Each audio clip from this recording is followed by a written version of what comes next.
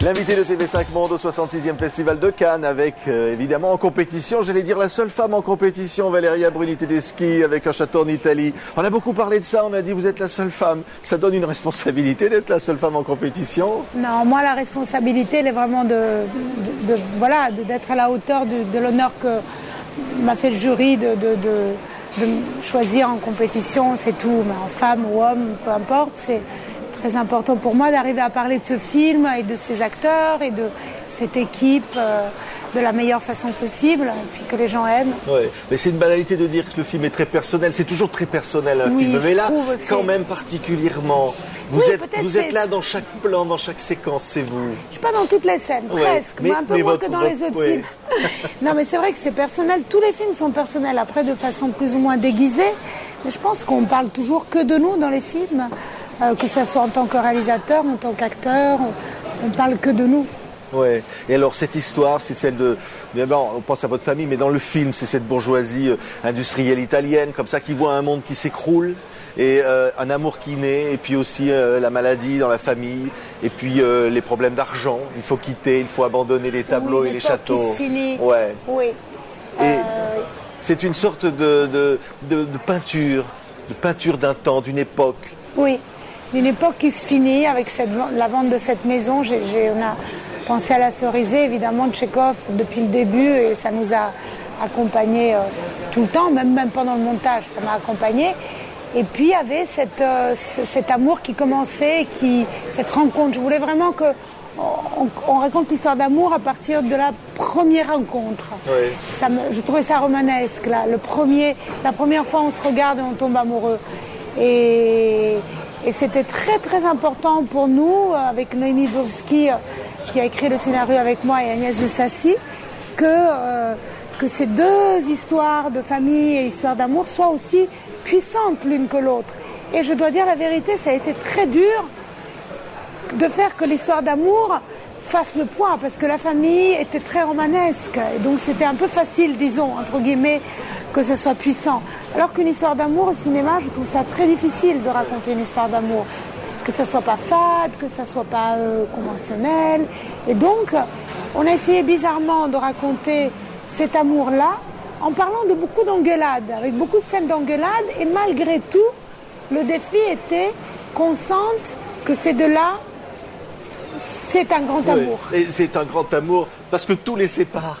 En fait, l'âge les sépare. Elle ne veut pas elle veut un enfant, mais elle ne peut plus en avoir. Et lui, il ne veut pas d'enfant. Elle en veut un, elle ne peut pas en avoir. Et puis une différence de milieu social. Différence de milieu social. Elle a connu le père, il ne le sait pas. Elle lui ment et ne le lui dit pas. Enfin, plein de choses, absolument. Elle lui dit la première fois, elle lui dit vous ne m'intéressez pas. Vous ne m'intéressez pas. Elle a tellement peur. Il revient. Ensuite, c'est lui qui la quitte. Mais malgré tout, ils restent ensemble. Alors je pense que c'est ça un grand amour. Tu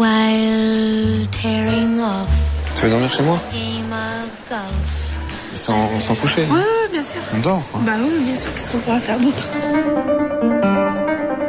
10.000 euro al mese di manutenzione. Per adesso dobbiamo cercare di tenerlo e di fare un museo domenicale. No, è il castello del papà. Oh, allora non vendiamo la sua memoria e che mi mettano in prigione.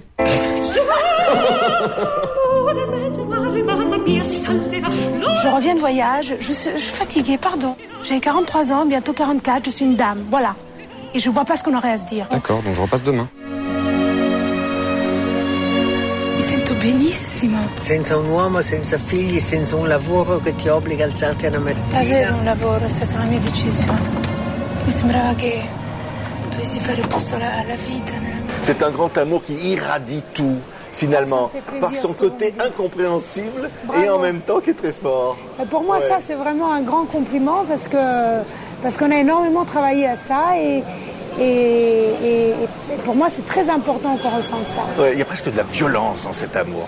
Il y a presque de l'hostilité. Oui.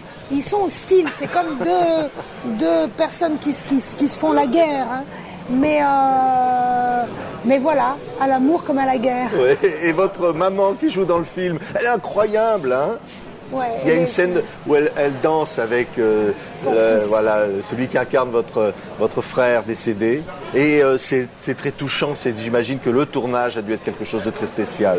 Oui, c'était une scène en plus qui a été inventée au dernier moment par Filippo Timi qui joue le frère, qui a dit écoute, pour faire plaisir à ta mère, pourquoi dans la chambre d'hôpital on ne ferait pas un moment où on danse ensemble, elle et moi, comme ça. Après tu ne le mets pas dans le film, c'est juste pour la faire danser un peu.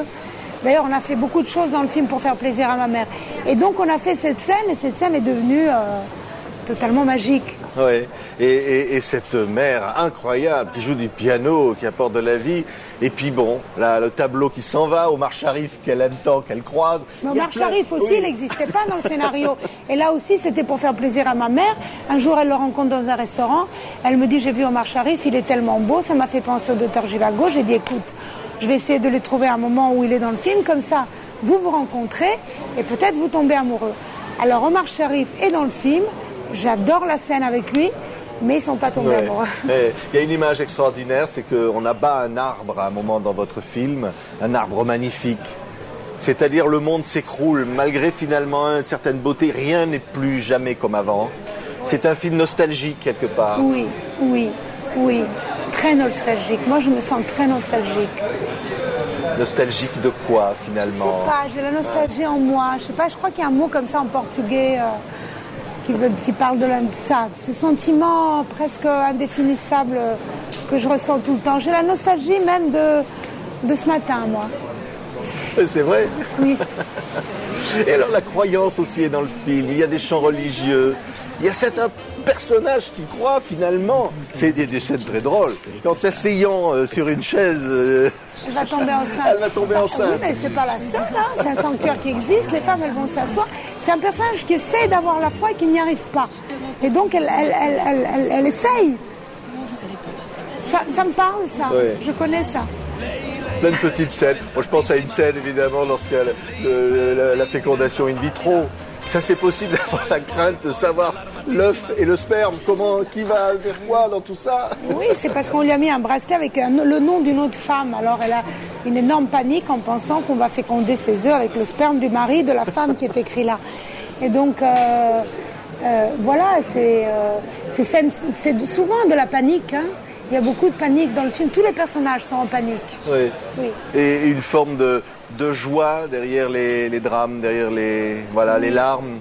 Mais il y a quand même la vie, et la vie est forcément drôle quelque part, légère. Oui, légère, je sais pas, mais en tout cas drôle et puis puissante. Et ce saut comme ça qu'il y a à la fin de Louis Garrel quand il saute comme ça en l'air et que ça. Eh ben, ce saut pour moi, c'est vraiment c'est avec ça que je voudrais que les gens sortent du film. Merci Valéria Bruni-Tedeschi pour ce formidable film. Donc Merci. un des films français en compétition pour la Palme d'Or du 66e Festival du film de Cannes. On était vraiment ravis de vous recevoir ici à Cannes. Merci Valéria.